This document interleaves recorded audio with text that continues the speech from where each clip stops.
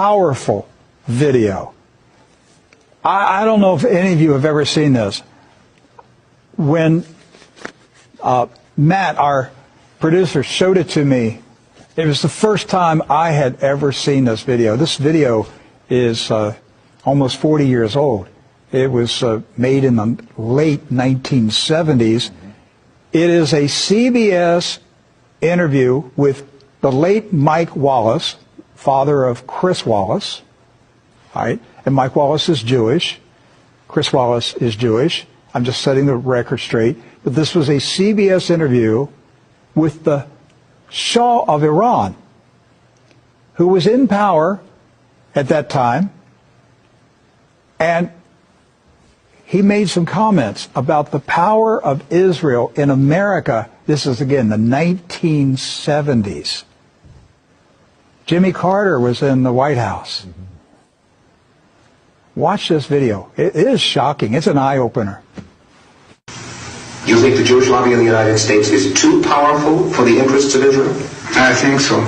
Sometimes they are disturbing the interests of Israel because they're pushing around too many people.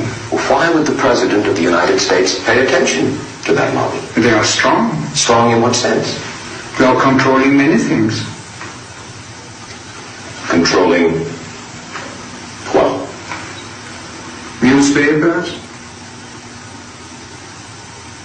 medias, Your Majesty. banks, finances, and I'm going to stop there. Well, now wait just a second.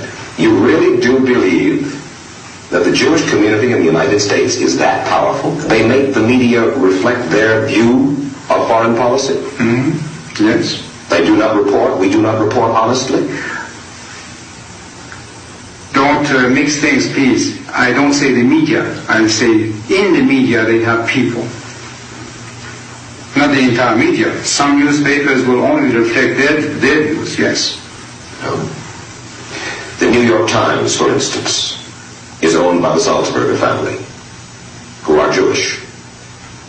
Are you suggesting that the New York Times is biased in its treatment of the question of Zionism, Israel's existence, the United States' relationship with the Arab world? I will have to put all the articles of the New York Times written on this subject and draw the conclusion. You can put this to the computer and it will answer you. What you're saying is that, yes, you do believe. Well, let's wait for the answer of the computer. Washington Post. The same. The networks. Less. I must say you are speaking with your characteristic candor. The Shah of Iran, 1976. Did you notice how nervous he was? On CBS News, he was nervous because of what he was saying. What happened to the Shah of Iran?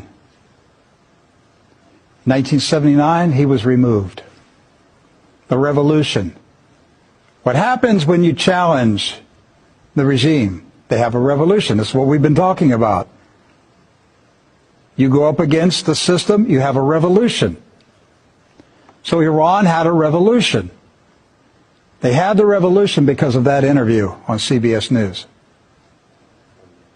They made a decision. He's got to go. He challenged us. He dared to out us. I'm going to tell you what's going on right now.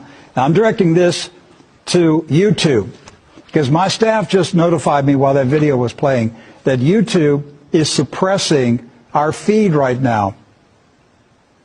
We've been dealing with problems with YouTube recently, and they're shadow banning us right now. We typically have 1,000 people watching the live feed. Right now we have 12. Okay. Typically we'll have anywhere from 8 to 15, 20,000 people who will watch the video on YouTube after it's posted for a video on demand. We'll see tomorrow what the numbers are. But right now, they are suppressing True News. Who owns YouTube? Do your homework. Find out who owns YouTube.